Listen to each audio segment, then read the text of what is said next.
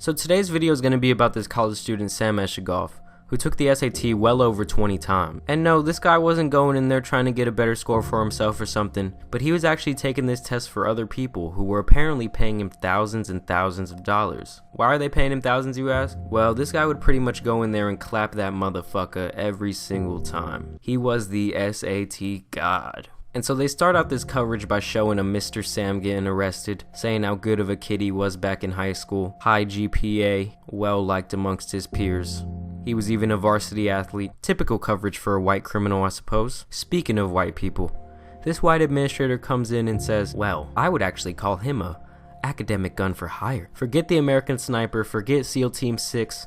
We're looking at the real American hero right here, baby. Extra small purple hoodie and all. And tell me that this woman just doesn't seem like a can I speak to your manager type of person. There always has to be that one bitch complaining to people making $10 an hour. So yeah, apparently a lot of kids at this specific high school were taking tests for other people as well. So he decided that he would too when some dopey kid came up to him and said, yo man, I'm no good at taking the SAT, and I know you are good, so what's it gonna take to make this happen? And so it began. So he explains that it was beyond easy to impersonate these people on the test. All he really had to do was make a fake student ID on Photoshop, change the picture to a picture of himself, change the name to whoever he was taking the test for, and he was pretty much in. This guy starts getting all these flashback hard-ons from the first test he took. He's getting all antsy like a crackhead. Yeah, I made a perfect score on the math section. I was like, whoa, this is easy, man. And so for the next 3 years, he took the SAT over and over again, on average scoring higher than 97% of people taking the test that year. That's crazy. And this guy was really all about the track record, baby. His business was strictly word of mouth. And here's where this guy brings up an interesting point when he says he was literally saving these students' lives, because they were not the type of students to have a high enough GPA to get in some of these better schools, but with these high SAT scores, it would surely help them get accepted somewhere better than before. So without him, he felt like they would have had a lower quality future, and that is a great point, that because the college system and its admissions can be a bit of a joke. So if someone really wants to exploit them, and the right people can keep their mouth shut, I don't think it would be that hard.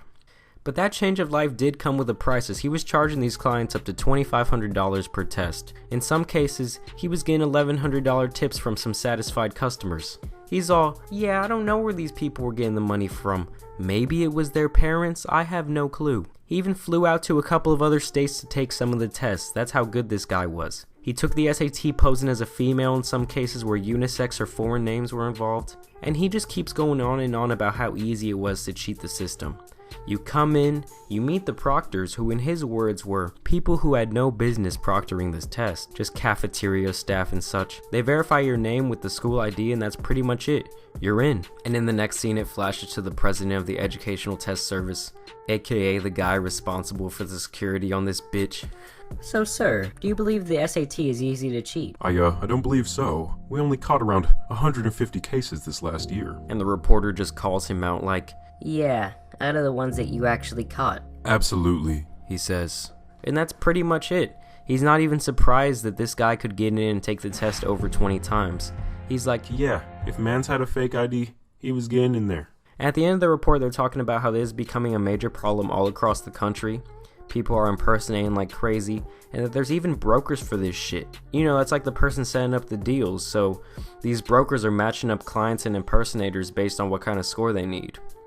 And the best part about this all is what happens to the kids who receive this help on these tests? Well, apparently nothing, because it's in this test code to never be able to tell colleges about suspected or even confirmed cases of cheating on their test.